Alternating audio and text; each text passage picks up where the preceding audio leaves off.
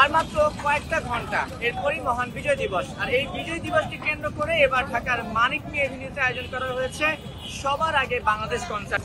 ঠিক সংসদ ভবনের অপোজিট পাশেই এবারে এই বিশাল আয়োজন, যেখানে অংশগ্রহণ করবে বাংলাদেশের নামি দামি সব শিল্পীরা। আমি একটু যদি সেই নামগুলো বলতে চাই, আমরা জানতে পেরেছি যে সৈয়দ আব্দুল হাদী, মুর্শিদ আলম, কনক চাপা, বেবি নাজনীন, মনির খান, কনা, ইমরান, প্রীতম, মৌসুমী এবং জেফারা তো পরিবেশন করবেন। তার থেকে বড় চমক রয়েছে ব্যান্ডের ক্ষেত্রে। এখানে অংশগ্রহণ করবেন Nagar Baul, different touch, art, sols, শিরোনামহীন, আর্টসেল, এভার ড্রাফা ও সোনার বাংলা সার্কাস সহ আরো অনেকেই। ঠিক দুপুর 12টায় এই কনসার্টটা শুরু হবে, চলবে ঠিক মধ্যরাত পর্যন্ত। যতক্ষণ পর্যন্ত আপনারা চান আপনারা কিন্তু চাইলে এই কনসার্ট উপভোগ করতে পারবেন। আরেকটা জিনিস বলে রাখি, বিজয় দিবসের এই কনসার্টটা কিন্তু সকলের জন্য একদমই উন্মুক্ত, অর্থাৎ আপনি আসলেই উপভোগ করতে পারবেন।